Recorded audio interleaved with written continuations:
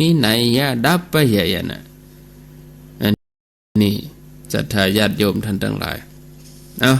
เดี๋ยวก็ตึงว่ากันไปเอาว่าของเฮานี่จบเป็นตอนไปก่อนพระพุทธเจ้าก็ว่าดีแล้วถ้าอย่างอันเธอก็จะได้รับการแต่งตั้งให้จัดแจงเสนาสนะแล้วก็แจกอาหารแก่สงฆ์เนอลำดับนั้น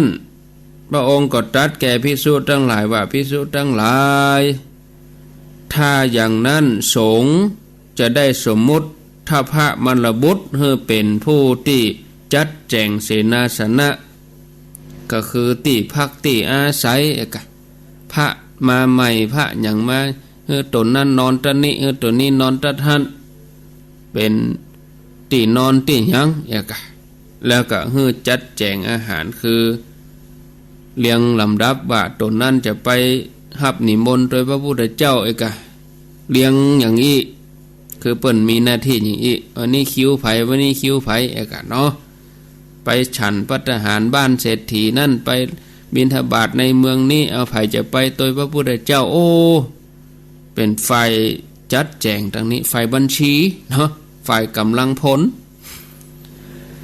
แล้วพระองค์ก็ตรัสให้ประชุมสงฆ์ประกาศให้สงฆ์ทรงทราบพระองค์ก็ทรงประกาศให้พระสงฆ์ทราบว่าไผจะคัดค้านถามถึงมติตัวนี้ก็บ่มีภิกษุรูปใดคัดค้านถือว่าประเด็นนี้ตกลงให้ทพะมรบุตรมีหน้าที่สมบูรณ์ถูกต้องตามพระธรรมวินัยเหตุผลที่พระทพะต้องทำการด้วยกิจในการแจกของสงฆ์นี่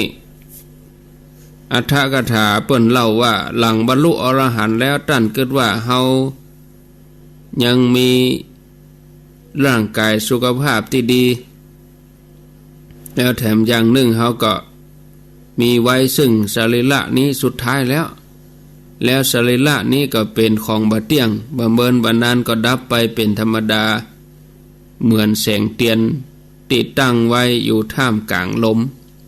เฮาควรจะทำอย่างที่เป็นประโยชน์แก่สงฆ์เฮาเนี่ยจะได้ดีหนอก่อนที่สังขารเฮาจะดับไปท่านก็พิจารณาว่ากุลบุตรจากแคว้นรอบนอกบวชมาแล้วบ่ได้หันพระพุทธเจ้าพวกท่านพากันมาแต่ไกลหวังว่าจะได้เข้าเฝ้าพวกกุลบุตรมาถึงแล้วเสนาสนะก็บ่พอที่นอนก็บ่มีตัวเฮาเนี่ยสามารถจะเนรมิตเสนาสนะให้เป็นที่พักได้พร้อมกับเนรมิตเตียงตั้งอันอย่างต่างๆให้พวกท่านมาพักแรมหายเหนื่อยเสียก่อนแล้วก็จะได้เข้าเฝ้าพระพุทธเจ้าในโอกาสต่อไปตกมาเจ้าหมู่คนทั้งหลายกุลบุตรทั้งหลายที่เดินทางมาหิวจะไปยืนตั้งหน้าภิกษุทั้งหลายแล้วก็ให้แจกภัตตาหารให้ตัวเองก็บ่อาจจะบ่สมควรภิกษุทั้งหลายก็บ่ฮู้จักว่าอันนี้ลูกไหนมาไผเป็นไผก็จะบ่สมควรบ่เหมาะสมเฮาจะต้องเป็นผู้ที่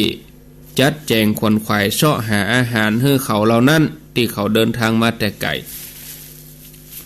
ท่านกึดเพียงแต่อีกึดว่าก็จะทำหน้าที่เพื่อสงฆ์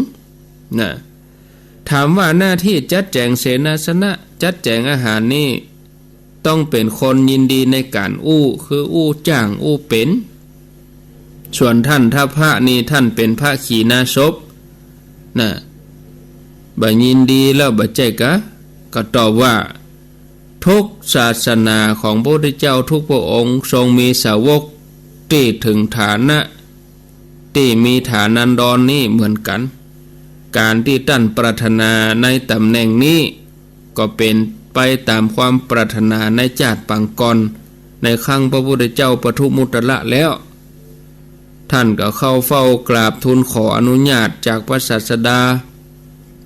พระพุทธเจ้าก็ตรัสขอมติสงฆ์แล้วทรงหันว่าในอนาคตจะเกิดอันตรายแก่ทพะคือถูกพระเมตติยะ กับภูมิชกะโจทย์เรื่องปราชิก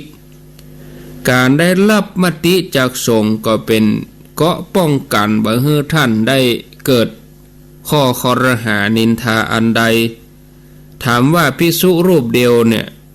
ได้รับตำแหน่งถึงสองอย่างคือจัดเสนาสนะโดยจัดภัตตาหารโดยกะก็ตอบว่าก็เพราะว่าเปิ้นมีความสามารถจะให้ทำถึง5อย่าง10อย่างก็ยังได้เมื่อท่านทัพพระมรบุตรได้รับแต่งตั้งมีหน้าที่ในการจัดแจงเสนาสนะภัตตาหารแก่สงฆ์แล้วใน2หน้าที่นี้พระเจ้าพระองค์ก็ดำริว่าทัพพระสามเณรก็ยังน้อยอยู่แต่ได้รับตำแหน่งใหญ่แล้วพระองค์ก็โปรดให้อุปสมบทขณะที่อายุเพียง7 ขวบเท่านั้นนะถ้าพระมรบุตรนี่พระเจ้าอุปสมบทให้นะอายุ7 ขวบเพราะว่าขณะนั้นยังบ่มีพุทธบัญญัติห้ามอุปสมบทที่มีอายุต่ำกว่า20 ปียังไม่ได้มีบัญญัติตัวนี้เตื้อนะเอาละศรัทธาญาติโยมพอเวลาแล้วก็เดี๋ยวจะติดเนาะเพราะมีรายละเอียดแถมนักโดนกล่าวตู่โดนคอรหานินทาว่าโอ้ละอ่อนแต่ว่าวันซืนนี่มันเนี่ยนั่นเนี่ยนี่อย่าโดนซบประมาทสปะและท่านทัพพระมรบุตรนี่ท่านฟันฝ่าอย่างใดท่านมีวิธีแก้ไขอย่างใดแล้วก็ท่านเรื่องราวของท่านมีนักมากมายก็จะได้นำมาเล่าในโอกาสต่อไปนะศรัทธาญาติโยมท่านสาธุชนทั้งหลายโดนไล่ก็มีโดนกล่าวสังฆาทิเศษปราชิกโดนกล่าวตู่สปะเนาะโดนอ้างโดยอาบัติต่างๆนานานะก็คงจะ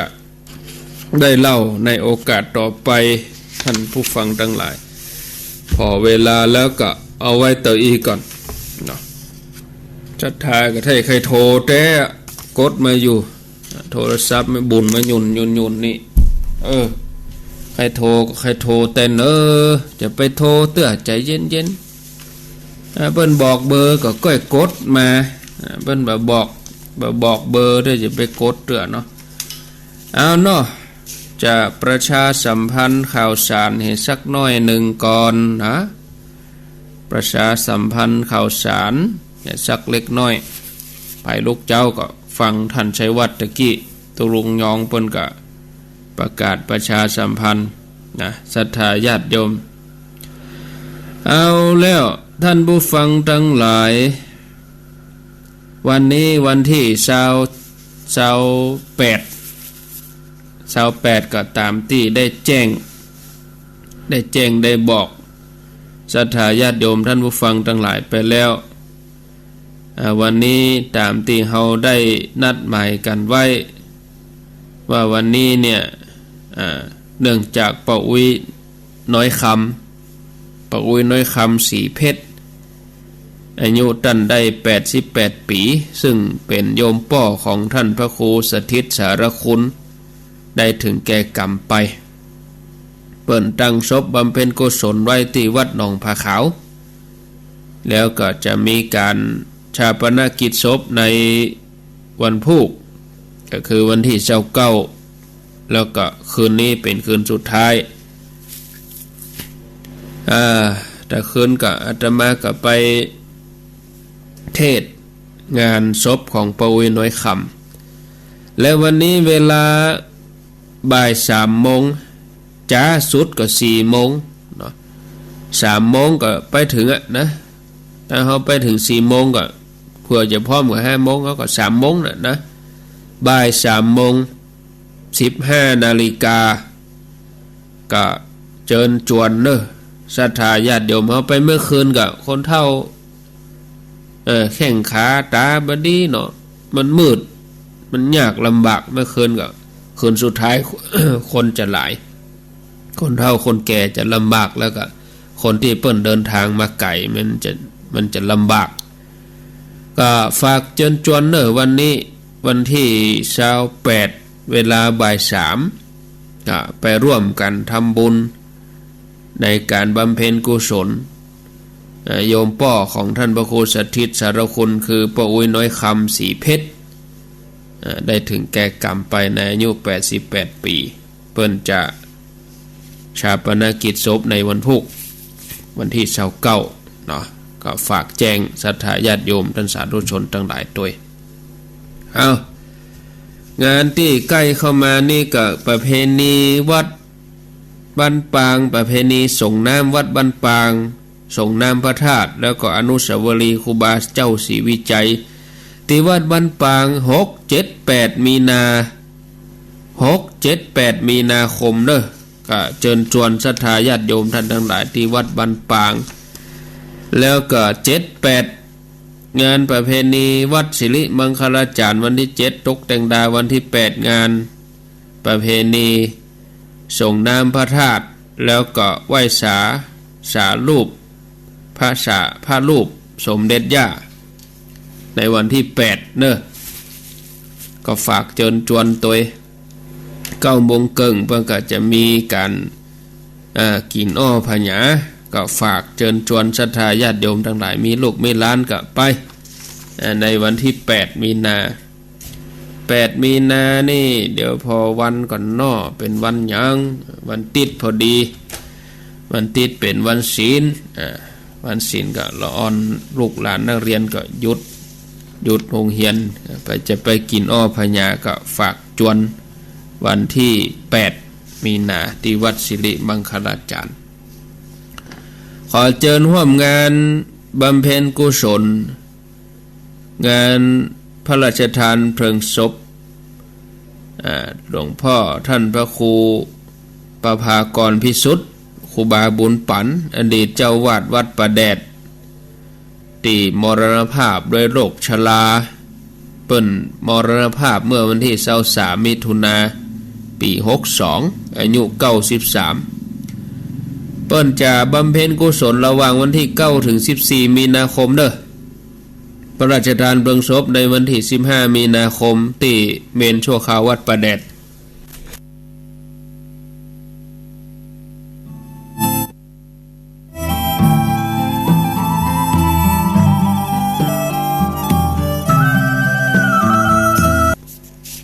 ก่อยหนาวนี่มันเป็นอย่างเหรอหนาวก็หนาวนี่มันเป็นอย่างเย็นนี่ตะวานี่นอนในปลำฮะนะผ้าตวบ2 ผืนเอาปูให้ผืนเอาโฮมให้ผืนก็มันเป็นอย่างนู้นนี่มาปีกมาก็อากาศเปลี่ยนเนาะญาติโยมบึดหนาวบึดร้อนนี่ก็บ่ใช่เมื่อยอย่างนะแต่ว่าจามแล้วเสียงมันจะเปลี่ยนมันยุ่งเสียงเปลี่ยนไปเลยเอาต่อไปก็อันนี้ก็เป็นงานฝากเปิ้นฝากมาเนาะปอยหลวงวัดผานังตำบลท่าผาอำเภอแม่แจ่ม25ถึง28 มีนาคมต่อไปก็ที่สำนักสงฆ์ห้วยไซขาวตำบลแม่ลานอำเภอลีจังหวัดลำพูนยกจ่อฟ้าอุโบสถแล้วก็ทำบุญอายุวัฒนมงคลครูบาแก้วกาวิโลทำบุญอายุวัฒนมงคลพระครูวิจิตรวัฒนวิธานที่สำนักสงฆ์ห้วยทรายขาวตำบลแม่ลานอำเภอลีจังหวัดลำพูนในวันที่6 เมษายน 2563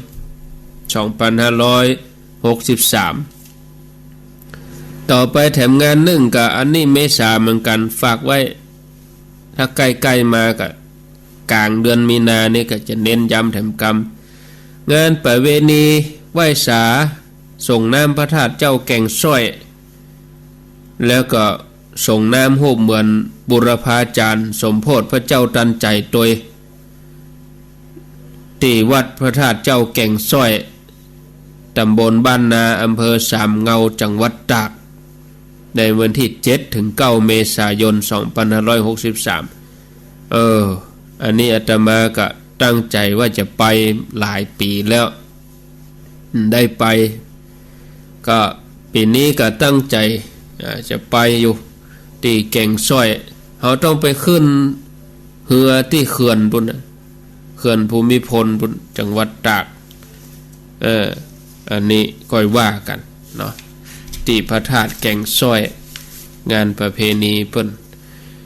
เอาละเนาะพ่อแม่ศรัทธาญาติโยมส่วนรายชื่อนี่ก็ยังบ่ได้เอามารวบรวมเรียบเรียงดีเตื้อก็มีที่เพิ่นมาฝากนี่ก็หลายคนอยู่ป่อประสาทแม่จันสมป่อประสานขออภัยป่อประสานแม่จันสมแซ่อึ้งเนาะอันนี้ทำบุญกันนำกับไฟ100 บาทในไพศาลนางอัมพรแก้วกันนี่อยู่สีเจริญสีเตี้ยที่ฝากตุลุงยองมาก็มีบ่ได้เอามาจัดแจงแต่ตุลุงยองเพิ่นเอาฮือตะวาเพิ่นเอามาฝากแม่จันทานันทิสงบ้านสีเจริญสีเตี้ยฝากเน้นลักมาแม่กองมูลจันยะสีเจริญสีเตี้ย100 บาทนายถาวรนางชันกันตุนบ้านสีเจริญสีเตี้ยร่วมทำบุญมา100 บาทนี่เป็นเครื่องตี96หมดกันเนี่ยอันนี้96ก็ไปอ่าน96ป่ะเนาะก็ไปอ่านวันจันทร์เมื่อเจ้าแล้วก็วันพัดแมลงเอาที่อ่านนี่ก็อ่านเฉพาะการน้ำกับไฟที่เป็นฝากหอมมาก็เอาละนะเอาแล้วเนาะบัดเดี๋ยวนี้ก็5:44 นาทีต่อไปนี้ไผจะโทรไผจะจะโทรมาก็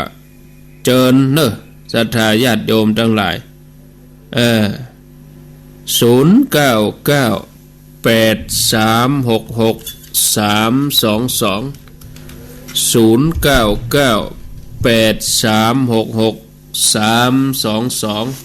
ามีเข้ามาจะจ่าไผจะจากะเจิญเนาะศรัทธาญาติโยมอยู่ไกลอยู่ใกล้ที่ไหนทั้งใดก็เจิญเข้ามาโทรมาแจ้งผลการรับฟังโทรมามาจะว่าจะได้จะถามปัญหาก็ว่ากันไปนะขออนุโมทนาโทรเข้ามาได้ที่หมายเลข0998366322อ้าวป่อหลวงน้อยเจริญปอนนมัสการท่านพระครูครับว่าจะได้วันที่18 ตุลามกราวันกองทัพไทยฐานบรรยายธรรมเรื่องถวายหลวงปู่ทองน่ะผมได้คุ้นปะในการบรรยายธรรมของสารยอดเยี่ยมมากชื่นใจในอันหลายอย่างบางอย่างที่จำได้ท่องกับว่าคนเขาเนี่ยมีความสุข4 อย่าง1ความสุขสนุกสนาน2ความสุขแบบสะดวกสบาย3ความสุขมีสารยศถาบรรดาศักดิ์4ความสุขแบบสงบแบบสงบแล้วก็มีอายุยืนแล้วก็จะต้องการความสุขแบบไหนแล้วก็ท่านว่ากูได้บรรยายไปว่าถึงพระลูกช่างเจ้าหูไปหาพระพุทธเจ้าแล้วก็บรรยายไปถึงตุเจ้าหลงตางหลงมาได้5-6 วันแล้วก็มาได้ฉันอาหารแล้วก็มีตังออกแล้วไปป้าใส่เช้านะไถนะถามว่าหนทางนี่ออกทั้งไรนะอาตมาได้ฉันอาหารมา7 วันแล้วสร้างใส่นาก็ใส่ไปติ๊กถึงมาตอบคนชุดชายก็ตอบว่าโอ้ดีก็ฉันหลงมาได้6 วัน 7 วันก็ผมนี่หลงมาพุทธทันดรแล้วยังดีกว่ารักแท้ว่าเป็นไม่ใช่คนธรรมดาแล้วเป็นเปรตเมื่อยังคนบากินบาตานบาอย่างสักอย่างอย่างนี้มันซึ้งใจนะครับฟังในเทศนี่โอ้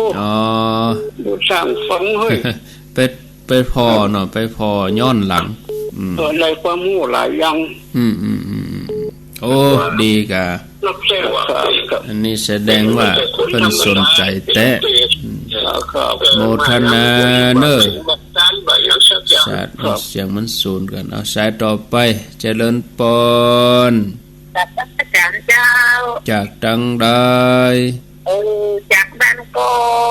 บ้าน แม่บุ ก็ ญหลวง แต่ว่าก็ไปจัดหลายเหรอ เจ้า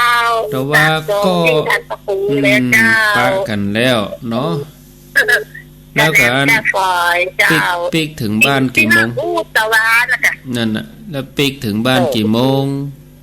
ปิดถึงบ้าน6 โมงสายเจ้า 6 โมงมาแรงกัน กี่โมง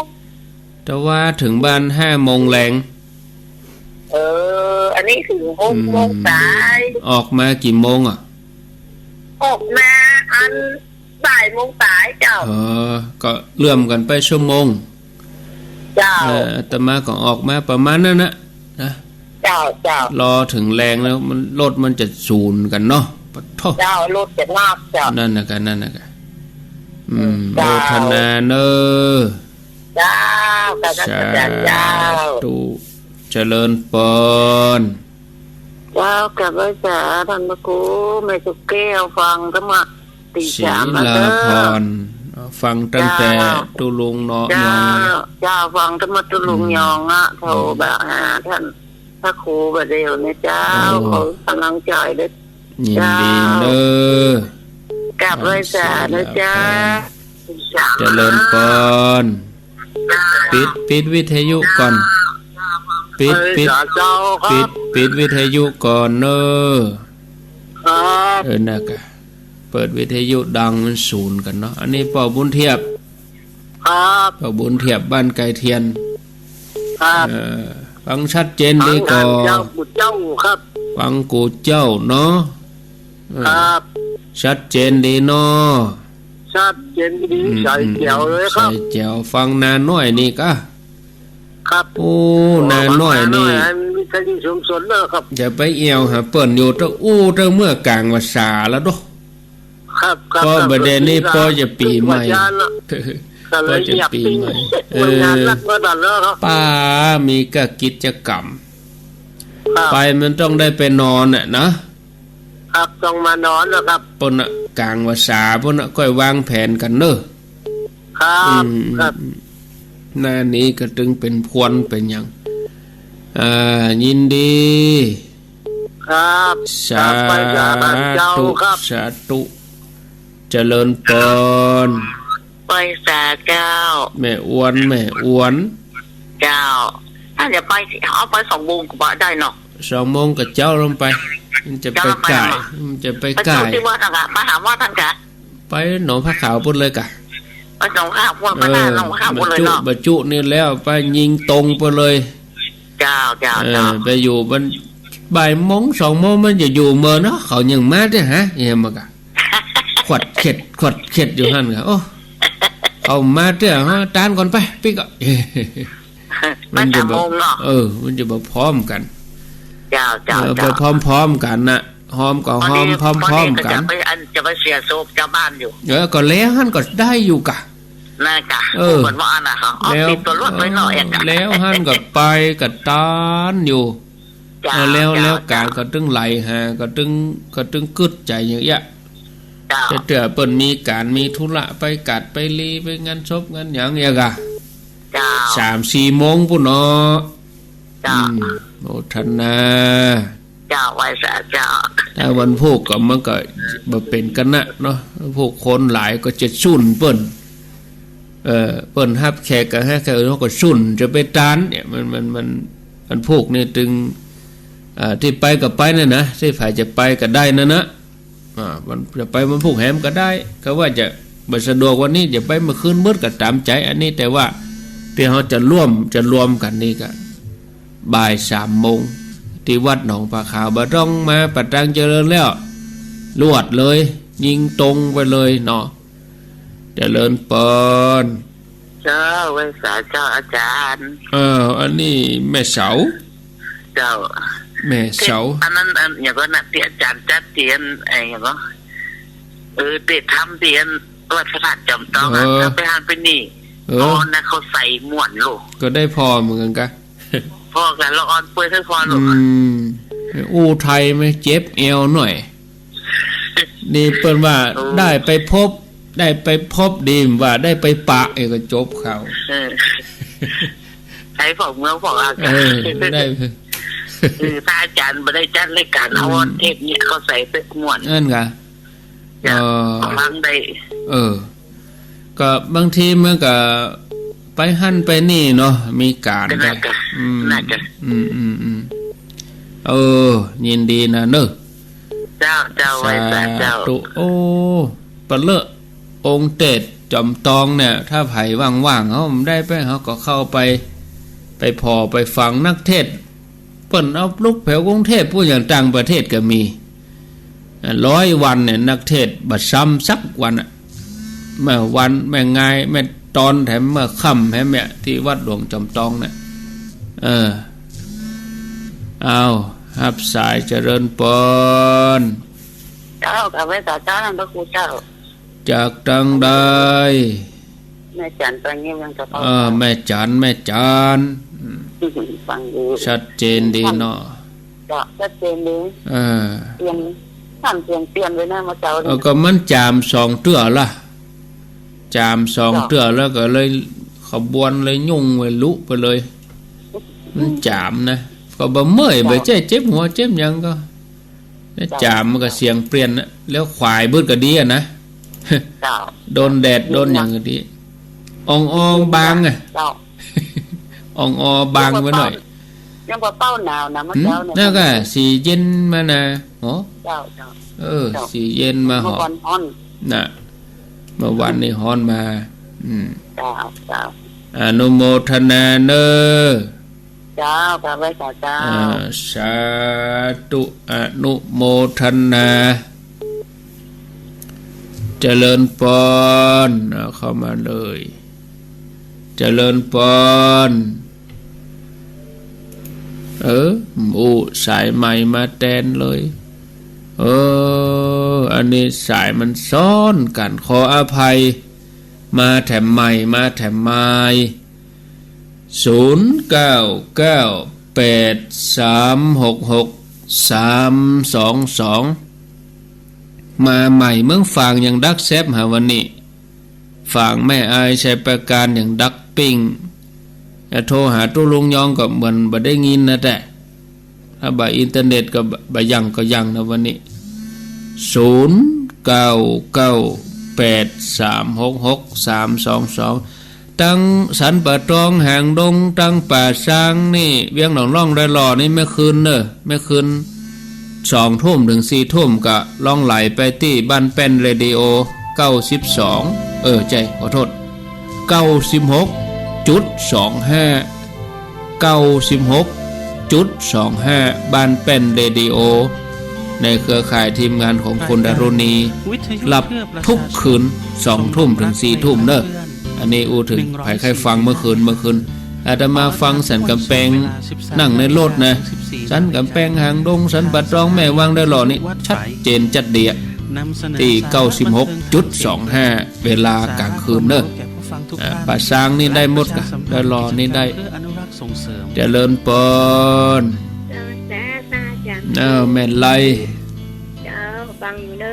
ฟังอยู่ชัดเจนดีเนาะแม่ไลวันนี้แม่ไลภาพเตจะเพื่อประชาชนกำลังใจทางหัวเปลี่ยนไปเนอเสียงเนอวันนี้เปลี่ยนไปมันจามไหมจาม2 เทื่อ 3 เทื่อเลยเจอกันปิดไมค์มันเสียงมันเปลี่ยนอากาศมันเปลี่ยนมาได้แม่ละเจ้าแม่ก็เจ้านั่นน่ะไอ้ว่าหมดมันที่มีไอ้มันไข้อย่างมั้งต้องระวังรถน้อยแน่นี่ดึงมีกูคนแน่นี่ดึงเป็นเนี่ยกูคนอ่ะเจ้ายินดีเนอเจ้ากำลังใจแม่ไล่ภาพเตจะก็งานตัดไหวลูกนิมิตผูกพระเทศิมาวัดป่าซ่านตำบลเวียงกะหลงแล้วก็ทางแม่เจดีย์วัดบ้านโฮงก็มีงานประชุมเพลิงเดี๋ยวพอกำหนดการแน่ชัดแถมกรรมแต่ทำไมจะไปคืนวันที่6มีนาเป็นคืนวันศุกร์ก็จับพอดีวันเสาร์แม่เจ้าก็ จากการใช้เครื่อง คงจะบ่ได้นอนอ่ะนะ มากกว่าปก คง ติ จะต้องได้ปิกมาอยู่ฮับสายเจริญปน เจ้าเขาจะฝังนะเจ้า ครับ มาแล้วเรียกว่าดักปิ้งแล้วก็ฟังอยู่นะเจ้า ได้ยินกัน ก็ ก็ แม่ที่เปิ้นว่าตะกี้อ่ะเอาเทศเตียนเทศหลวงปู่ทองนะเอามาออกให้เจ้ามา แม่ฟังกะแม่ฟังพอที่ไหน แม้แต่สัตว์เลี้ยงของท่านอาจจะเป็นโรคพิษสุนัขบ้าได้นะครับ บุกกรรมเตือน ซึ่งจะเกิดได้ในทุกปีในช่วงหน้าร้อน อากาศ ล ร้ อง อน โคตรพอกัน อาจจะมีผล เรา กับ อ่อน การ สอนกันเนาะ ท่าน ยอมใจให้เช้า ใจให้เช้าบัด อย่างรถยนต์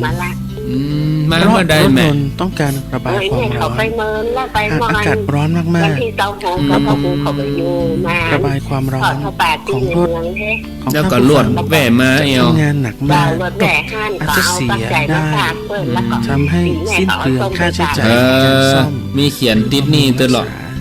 เขียนชื่อทั้งหมดนี้นะครับ อันนี้พี่ วั น้ น อง แรกก็จะ ฟั ไป ง อยากให้ท่านผู้ฟังเตรียมตัวและรับกับฤดูร้อนที่กำลั ปุ้ ง น จะเข้ามา ก็ไปยกชัดที่ปุ้น ตอน กับ นี้ ไป เราไป จันท ฟั ร์ ง ด้วย เพล กัน ง กะ เพราะๆนะครับ ซึ่งทาง ที่ รายการ ปุ้น ไว้แล้วนะครับ วัดดอนจันทร์เวียงกะโหลก นะครับ เช้าหก เราก็จะมา เช้า พู ห ด ก กัน พฤศ ต่อ จิ นะ กาพุ่งก่อนแฮมไก่อยู่แฮมไก่ ลูกอยู่เชียงใหม่ลูกจังไปที่หงตาลปีนะจังหลวงปู่ทอง โอ้ดีกะ เจ้า ยินดีได้มาเอวหากัน เจ้า อีกะโทรมาบอกก่อนโทรมาหากันพ่องเมืองฝังเด้อว่าดักปิ้งบรรไก่แล้วเนาะพอเวลาพอสมควรต่อไปก็จะได้ฟังอันนี้เป็นวันศุกร์ก็จะเป็นท่านพระมหาประสิทธิ์ธรรมาภินันโท